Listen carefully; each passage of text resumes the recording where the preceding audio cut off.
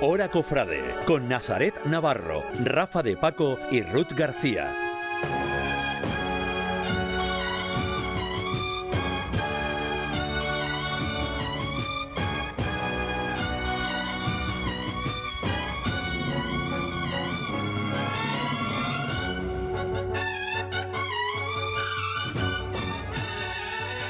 Compartiendo estos días, estas semanas previas a la Semana Santa de Murcia con todos ustedes. Esta es nuestra tarea, nuestro cometido durante estos días de Cuaresma con Ruth García, con Rafa de Paco.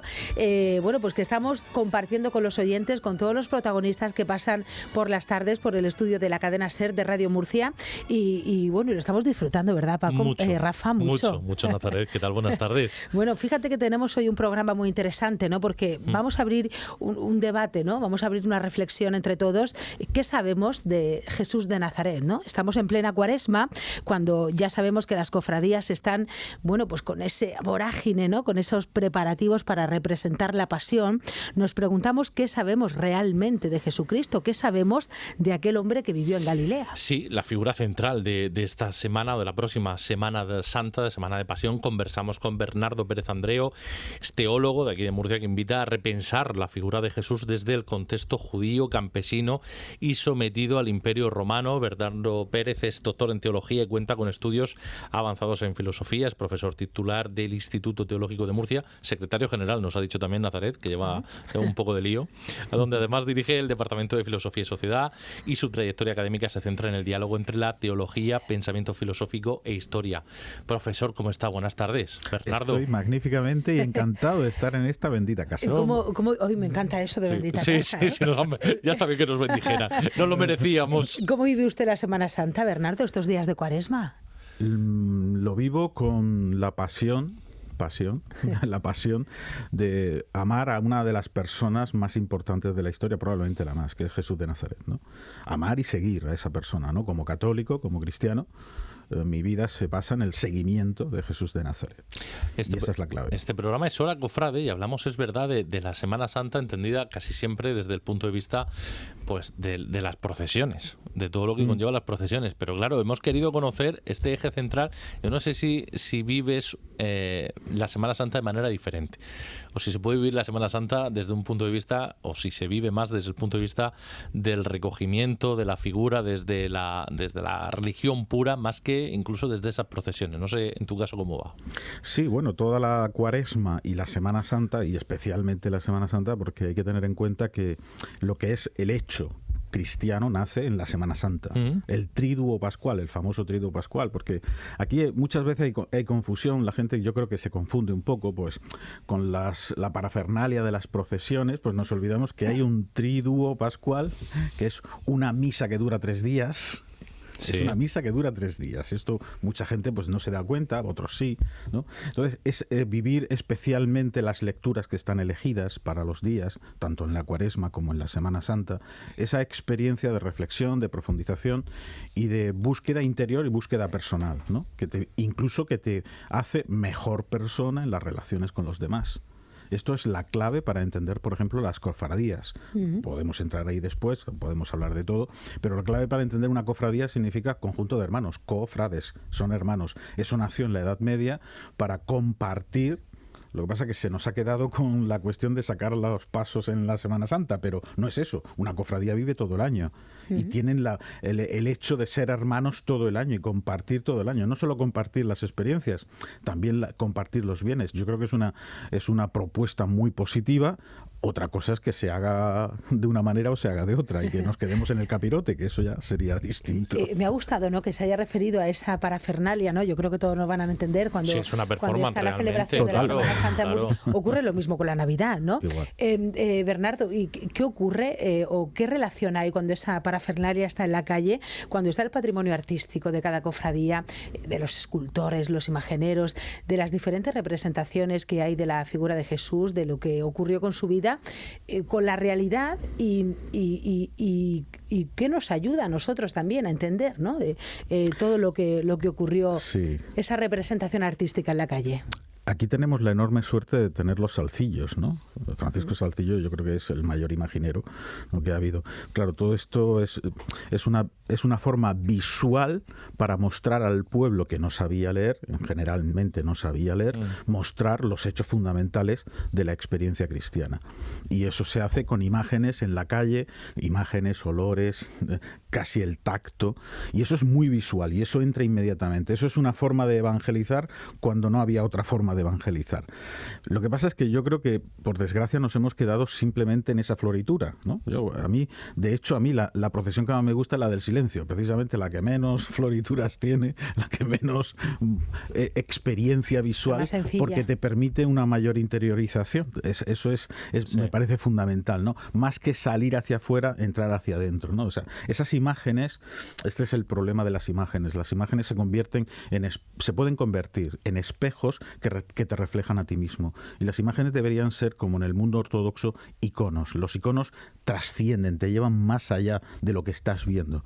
De hecho, yo en casa lo único que tengo de imágenes son iconos, porque son los que es que me gusta mucho el icono. El icono te transmite el icono de Rublev, el icono de la Virgen de la Estrella, cualquier icono te lleva más allá. Es como una reflexión profunda teológica sobre esa realidad que está ahí. Sin embargo, las imágenes tienen el riesgo, no digo que siempre, no digo que en todos los casos, de que te reflejen tu propia imagen, como un espejo, como si fuera un espejo, que es la realidad de la imagen, ¿no? Sobre todo en el mundo postmoderno, las imágenes se han convertido en eso.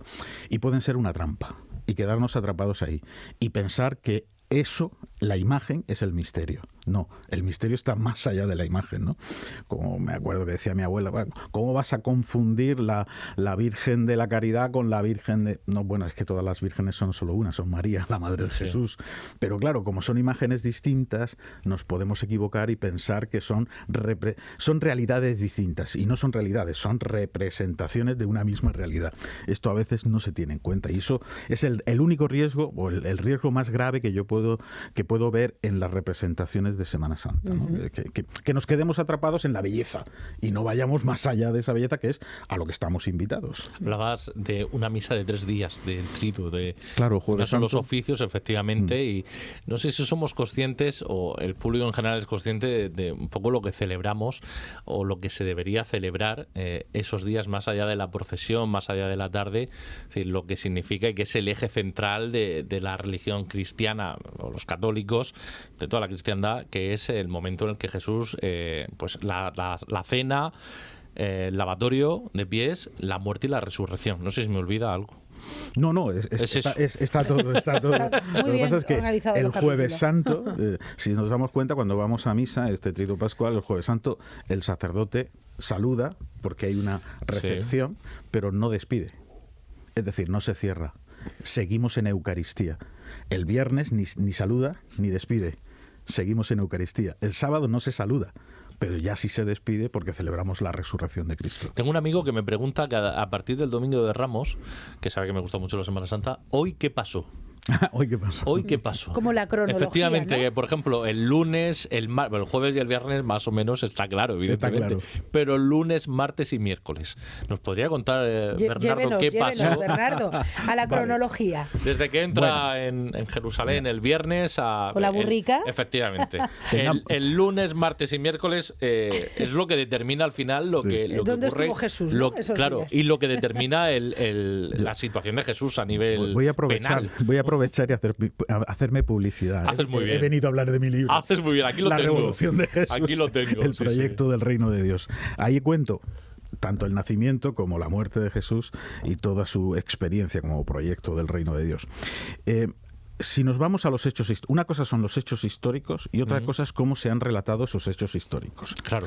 Ahí en el relato puede variar muchas cosas. De hecho, hay diferencias entre los evangelios sinópticos, que son Marcos, Mateo y Lucas, y digo el orden cronológico en el que fueron escritos, no el orden canónico que están en la Biblia, y Juan. que unos sitúan la cena pascual en la cena pascual de los judíos y otros lo sitúa pues, un día posterior, ¿no? Hoy parece que es Juan el que está más en la línea. De hecho, durante mucho tiempo, al principio, los primeros 4 siglos, las iglesias celebraban la Pascua con la Pascua judía, que es la luna llena de primavera. Cuando cayera la luna llena, los judíos celebran la Pascua. Pero luego, a partir del Concilio de Nicea, en el año 325, se decide cambiar eso y unificar la Pascua el primer sábado-domingo. Cristo resucitó en domingo, por tanto, el primer sábado después de la luna llena. Por eso nosotros celebramos siempre la Semana Santa, el primer sábado de la luna llena, cuando caiga, no como lo celebran los judíos, que es el día justo de la luna llena, el 15 de Nisan, que es cuando se celebra la Pascua judía. Pues bien, Jesús subió a Jerusalén al menos 3 veces, la tercera vez para morir, a celebrar la Pascua, ¿no? Entonces él se organiza su grupo en función de el proyecto que él llama Reino de Dios. Este concepto Reino de Dios para mucha gente se le ha perdido de la cabeza porque no es algo que se haya mostrado, pero es la clave para Jesús. Jesús no se anuncia a sí mismo, sino que anuncia el Reino de Dios. Y llega un momento que se llama la crisis Galilea, cuando él está en Galilea y está pues dando de comer a 5.000, está sanando, se da cuenta de que, oye, vosotros me seguís porque os doy de comer, porque os curo, pero no porque queráis hacer el reino de Dios. Y entonces en esa crisis él descubre que tiene que ir a Jerusalén, es decir, la capital donde está el poder político, religioso, militar, y dar un golpe. Vamos a dejarlo así, dar un golpe. Y de hecho la actitud de Jesús es como la actitud, salvando las distancias enormes, de un guerrillero. Llega, da el golpe y se vuelve. Jesús nunca duerme en Jerusalén. Se va a Getsemaní, por eso luego lo detienen en Jerusalén. Se va a algún pueblecito donde tenía seguidores que lo acogían. Entonces llega a Jerusalén, por ejemplo, el Domingo de Ramos, lo que celebramos es que Jesús entra triunfalmente. Sí. Triunfalmente montado en un borrico. ¿Qué es esto? Eso era una parodia. Jesús plantea una parodia. Frente al... ¿cómo se llamaba el romano? El gobernante, el gobernador romano. Pilatos. Claro, cuando el gobernador romano llegaba a Jerusalén a instalarse en la Torre Antonina desde Cesarea Marítima, donde vivía, llegaba con sus tropas, en su caballo blanco, con sus vestiduras, sus plateadas, ¿no? Todo brillante, hermoso, con fanfarrias, y entraba allí como el señor de aquella zona. Y Jesús entra en un borrico, aplaudido por las gentes sencillas y pobres, sin fanfarrias, y cantándolo o adorándolo como el Mesías. Es una parodia del poder. Jesús hace una parodia del poder. Y ahí ya se da cuenta los poderosos que Jesús es un peligro grave.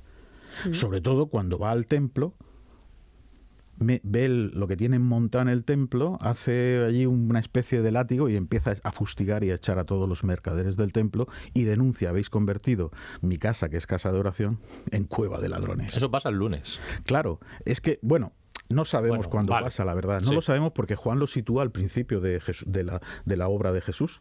Juan lo sitúa ahí, sin embargo los sinópticos lo ponen todo junto. Es decir, claro, cuando haces un relato, le tienes que dar intensidad al relato. Entonces, lo que hacen es, yo creo que lo que pasó es que unificaron muchos eventos en uno solo, en una sola semana, para darle continuidad y darle intensidad, darle emoción al relato. Como las series. Exactamente, es que es una serie. Los evangelios son una serie. ¿Sí? Si lo lees así, son una serie. Y entonces Jesús se enfrenta al poder político y se enfrenta al poder religioso. Y se enfrenta también al poder económico. Y todo ese enfrentamiento, ¿en qué deriva? A este hombre tenemos que cargárnoslo. Y entonces se confabulan unos y otros hasta que llega el momento de detenerlo. El momento de detenerlo se hace por una delación. Si no es porque Judas, que es uno del grupo, les dice: va a estar esta noche en tal sitio. Eso no lo sabía nada más que su grupo. Y lo tienen que señalar también, porque tampoco es que se conociera en exceso. Es que eran muy parecidos todos. O sea, un hombre con barba y pelo largo, por favor. Eso era lo normal en la Palestina del siglo I. Era muy normal. No, claro, este Jesús del Sagrado Corazón con los ojos azules y casi el pelo rubillo. Te queremos preguntar por eso también. No, sí. esos son imágenes posteriores que no tienen nada que ver con Jesús. El Jesús real, histórico, se parece más a ese que aparece en la Sábana Santa. Es muy probable que esa sea una imagen muy cercana a Jesús. Sea creada o sea real, no lo sé. No entro en eso, pero se parece mucho a ese. un hombre de unos 36 años. Jesús no tenía 30 años cuando murió. Jesús nació en el año 6 a.C., porque Dionisio el Exiguo, que le encargó el Papa Gregorio Magno, hazme la cuenta para no seguir contando las épocas por emperadores, ¿no? Como ya no había Imperio Romano, pues hazme la cuenta a ver por dónde empezamos. Y se equivocó en la cuenta, claro, no tenían ChatGPT, no tenían ordenadores, ni calculadoras, y se equivocó en 6 años. Jesús nació en el año 6 antes de Cristo, por tanto tenía 36 años y murió exactamente el 7 de abril del año 30. Ese fue el día de la ejecución, el viernes 7 de abril del año 30. Eso está muy estudiado. John Mayer, que es el que ha estudiado esto muy bien, lo ha precisado perfectamente, y el 7 de abril del año 30, que era viernes, que era el viernes posterior al día de la cena de la Pascua, es cuando Jesús fue condenado. Como era Pascua, no pudieron enterrarlo, lo dejaron allí, ¿no? Y al día siguiente, ya pasado el sábado, en el sábado los judíos no pueden hacer nada. Sí. No pueden caminar más de 100 pasos fuera de su casa, y menos enterrar a un muerto. Y entonces vienen los otros acontecimientos. Y eso se produce precisamente en ese momento, ¿no? Jesús es ajusticiado y ejecutado. Y esta es la terminología que hay que utilizar, porque parece que Jesús va a morir tranquilo y gozoso. La película de Zafirelli, si la habéis visto, sí, Jesús de Nazaret. 4 horas, un señor de ojos azules que no pestañea en 4 horas, sí. Ha hecho mucho daño en la iconografía mental de las personas. No, ese no es el Jesús histórico, el Jesús real, ¿no? El Jesús real sufrió mucho y fue ejecutado como un subversivo contra el Imperio Romano. No fue ejecutado por llamarse hijo de Dios. Bernardo, ¿hay valores, acciones, rasgos de la personalidad de Jesús que se hayan ido difuminando con el tiempo y que sean importantes a la hora de, bueno, pues de salir a la calle estos días, ¿no? Y ver la Semana Santa, ver las procesiones? Yo creo que si, como seguidores de Jesús, nos comportáramos como él, seríamos todos mejores personas. Aprovechando lo que me preguntas, la enorme misericordia de Jesús, la enorme misericordia con los pobres y los sufrientes y los enfermos, con las mujeres, especialmente con las mujeres. Nunca condena a ninguna mujer. Por ejemplo, la famosa adúltera, ¿no? Que la quieren apedrear y dice, vale, el que esté libre de pecado, que empiece a tirar piedras. Se fue, desde los más viejos empezaron a dejar las piedras, porque claro, cuanto más viejo, pues más pecado tienes, ¿no? No juzga nunca a nadie, acoge a todos. Acoge tanto a los pobres como a los ricos, pero a los ricos les dice, ¿recordáis el pasaje de el joven rico que le dice, oye maestro, ¿qué tengo que hacer para heredar vida eterna? Dice, oye, pues cumple las escrituras, cumple con los mandamientos. Dice, eso lo he hecho desde joven. Vale, te queda una cosa, vende lo que tienes, dáselo a los pobres y sígueme. Y se quedó muy triste porque tenía mucho. No quería abandonar. O sea, Jesús lo acoge a todos, pero depende cómo seas. Su relación con los ricos también es curiosa, porque se habla mucho de que él era un hombre pobre, pero estaba rodeado de gente con cierto poder económico, que le brinda buenos aceites, que le financia un poco la causa también, ¿no? Es decir, su relación con, no sé si con el poder, pero había gente con dinero que lo ayudaba y que lo quería. Has dado la clave, Rafa. No es con el poder, es con personas que tienen dinero. Que tienen José de Arimatea. Por ejemplo. José de Arimatea tiene una buena cueva para muchos enterrar. Años estudiando Nazaret, sí. ¿Qué ver? Se nota. José de Arimatea tenía dinero, porque si no, no hubiera tenido esa tumba, ¿no? Para enterrar a Jesús. De hecho, sabemos que el cuerpo, bueno, el relato dice, fue José de Arimatea y le pidió el cuerpo a Jesús. No, los crucificados tenían que morir en la cruz y debían ser devorados por las alimañas. No eran enterrados. Flavio Josefo nos cuenta que fueron crucificados en la época de Jesús unos 20.000. De esos 20.000, en restos arqueológicos solo hemos encontrado un tobillo traspasado por un clavo. Es todo lo que tenemos. La gente puede buscarlo en internet. Está la imagen, yo la comento en el libro. Un tobillo traspasado, porque además lo traspasaban lateralmente para clavarlo al poste. Y debían morir y ser devorados por las alimañas. Si eso no pasó, es porque José de Arimatea, aprovechando su dinero, sobornó a los guardias y se llevó el cuerpo. esos son los ricos, digamos, entre comillas, que seguían a Jesús. Dinero, claro. Porque Jesús es claro, es más fácil que entre un camello por el ojo de una aguja que un rico en el reino de Dios, ¿no? Está más claro que el agua. Ya da igual la aguja lo grande que sea. Bernardo, después de tantos años estudiando su figura, entrando en detalles, ¿no? ¿Hay algo que le haya sorprendido? Especialmente. Hombre, a mí me ha sorprendido todo siempre. Lo que pasa es que llevo 20 años con esto. Llega un momento en que una experiencia que suelo contar a mis alumnos cuando lo explico es que de tanto estudiar y de tanto leer no solo los evangelios, las fuentes que hay alrededor y los investigadores que investigan a Jesús, es que te llegas a hacer una imagen casi real. Te llegas a hacer una imagen casi parece, porque si conoces qué comían, cómo vestían, cuáles eran digamos, las costumbres que tenían, eso te permite reconstruir la realidad. Para conocer a una persona, lo digo ahí en el libro, tú tienes que conocer el contexto. Sin el contexto, su a la persona... Su entorno, su día a día, claro, ¿no? Es que no es nada. Me gusta decir a mis alumnos desde hace 20 años, o sea que le tocó a tu hermano, que hay que quitarse las orejas del siglo XXI y ponérselas del siglo I. Pero claro, ponerse las orejas del siglo I significa leer mucho, estudiar mucho. La gente cree que por leer en castellano el Evangelio lo está entendiendo. No está entendiendo nada. Aquello fue escrito en griego. Escrito en griego en un contexto muy concreto, cultural, político, económico. Si no escribí un libro antes que se llama Descodificando. Si no descodificas esa estructura social, económica, política, cultural, no vas a entender a esa persona. Y eso te pasa con cualquier persona de cualquier época histórica. Solo los historiadores, cuando investigan, realmente te dan una imagen, ¿no? Por ejemplo, Cercas, cuando hace sus libros y hace una investigación, con esa redacción novelada, te da una visión que yo creo que a veces es más real que lo que hay. Sí, que lo que te ha llegado por otras vías. Yo te quería preguntar, una pregunta un tanto, no sé, ¿realmente la figura de Jesús en esa época fue relevante a nivel social y político? Estamos hablando del eje de un gran, no sé, voy a llamarlo político, por final una revolución y se lo tomaban como tal. Pero no sé si tenía ese movimiento social, fue verdaderamente importante. Vale, Jesús fue un don nadie. Un don nadie, no era nadie. En un rincón del imperio, en una colonia del imperio, un don nadie. Sin embargo, tuvo una repercusión brutal. Porque el movimiento que generó es un movimiento que llegó hasta conquistar el Imperio Romano, con lo cual fue muy importante. En la época de Jesús, por ejemplo, Flavio Josefo, que es el escritor judío que luego se pasó al bando, luchó contra los romanos y luego se pasó al bando de los romanos, ¿no? Y escribió las guerras judaicas, por ejemplo, ¿no? O las antigüedades judías. A Jesús lo cita en un pasaje mínimo. ¿Por qué? Porque en aquella época era una época muy difícil y había muchos movimientos levantiscos.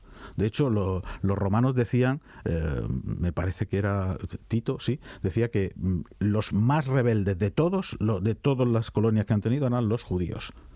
Porque había muchísimos movimientos de rebeldía. De rebeldía no solo por la situación económica, sino también religiosa. La cultura judía, la religión judía, es una religión de la libertad del pueblo judío.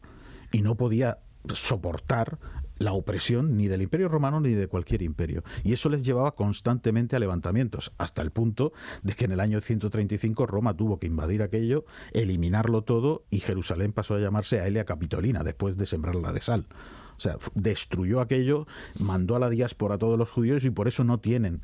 El pueblo de Israel no tenía tierra, porque fue expulsado por los romanos, que se cansó de soportar los levantamientos constantes.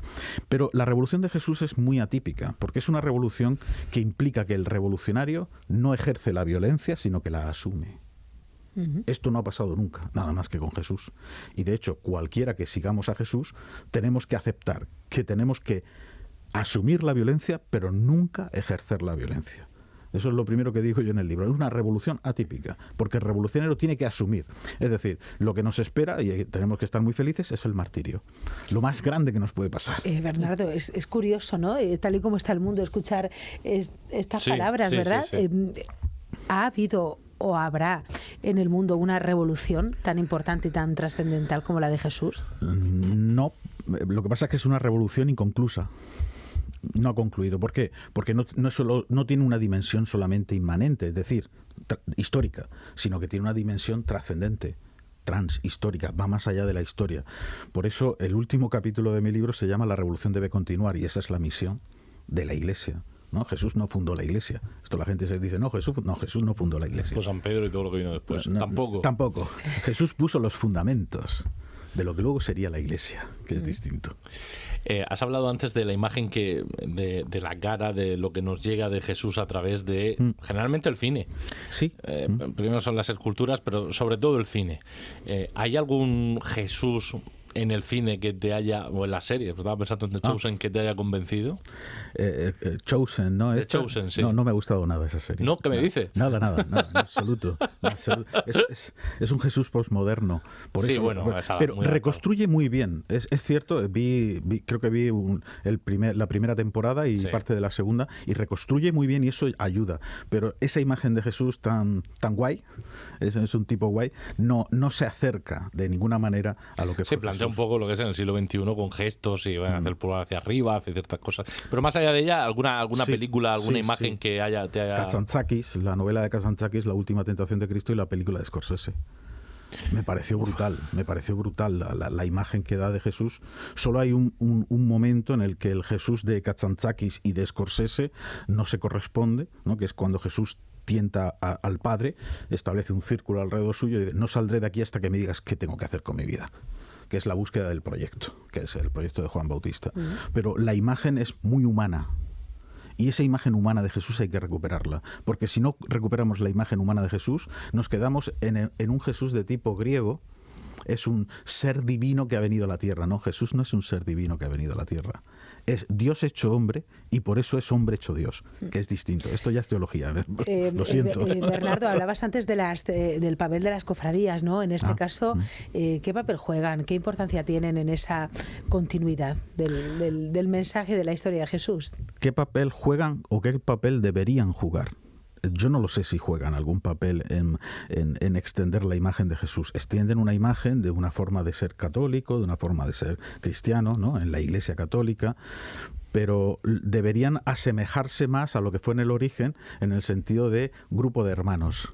Grupo de hermanos porque eso son los grupos de Jesús, son eso, grupos de hermanos y hermanas. No solo hombres y mujeres, pues sé que hay cofradías que antiguamente no permitían, ¿no? La entrada de mujeres. Grupo de hombres y mujeres que viven la comunión, la alegría, la justicia, la solidaridad y la extienden a su alrededor. Eso deberían ser las cofradías. Creo que prácticamente se quedan en la cuestión estética, creo. Es una crítica que hago, lo siento, pero me da la impresión de que es así. El papel de la mujer, vamos a ir acabando casi ya, pero antes yo quería preguntarle por eso, por la mujer, ¿cómo ha trasladado la Iglesia, dónde estaban las mujeres alrededor de Jesús? Muy mal, lo ha trasladado muy mal. Porque estaban cerca y eran totalmente importantes. María Magdalena. María Magdalena es la primera persona que se encuentra con Jesús resucitado. Por tanto, teológicamente es la que recibe el querigma. El mensaje de Jesús, Cristo ha resucitado, lo toma María Magdalena. Y luego, según el texto, porque el texto lo que hace, los textos evangélicos, es ocultar el papel real de las mujeres. Había muchísimas mujeres que tenían un papel absolutamente importante dentro de los grupos cristianos, y lo que hace el texto es ocultar ese papel. Entonces dárselo a Pedro y a Juan, que habían salido pitando. Claro, cuando crucifican a Jesús, un subversivo político, cualquier varón que esté con él debe ser crucificado. Claro, salen corriendo, es normal. Pero las mujeres, como no tenían ningún valor, pues podían estar al pie de la cruz. Y las mujeres son las culpables, entre comillas, de que exista la Iglesia. Me gusta decir en forma contundente que son las mujeres las que crearon la Iglesia. Ni San Pedro, ni Juan, ni ninguno de los apóstoles. ¿Esto cómo sienta cuando lo dices, Bernardo? ¿Cómo lo recibe la gente? En general, con sorpresa. Y mucha gente asintiendo, pues parece que sí. Sobre todo cuando lo explicas, ¿no? Esto llevaría su tiempo, pero cuando lo explicas te das cuenta que es así. Son las mujeres. Yo creo que le deberíamos invitar a Bernardo, para una segunda parte, un segundo oírnos nosotros con él ahora a clase. Ahora tengo clase, si queréis. Sí, pues te acompañamos aquí. Un par de horicas. Y ya está. Bernardo, para ir concluyendo ya, ¿algún mensaje que quiera usted lanzar a nuestros oyentes ahora que hemos hablado, bueno, pues de ir más allá, ¿no? De la imagen que vamos a ver estos días en las calles de Murcia? Pues yo les pediría que leyeran el Evangelio de Marcos, por favor. Que leyeran el Evangelio directamente, sin mediaciones. Leed el Evangelio, leed vosotros mismos. No lo que se escucha en la Eucaristía, que está muy bien, no una partecita, sino léelo. Piensa, reflexiona y busca Si necesitas algo más, busca explicaciones a eso. Pero es leerlo directamente. Los católicos nos acostumbraron a no leer la Biblia, nos la prohibieron. Cuando Lutero tradujo la Biblia, pues dijo... Que alguien nos la cuente mejor. El católico si lee la Biblia es protestante, por lo fuera, que no lea la Biblia. Bernardo Pérez Andreo, teólogo y experto en la figura de Jesús de Nazaret, hoy nos ha visitado en Hora Cofra de los estudios de Radio Murcia. Un placer, Bernardo. El placer ha sido mío. No, he pasado muy bien, Bernardo. Yo también. Seguimos en la cadena SER.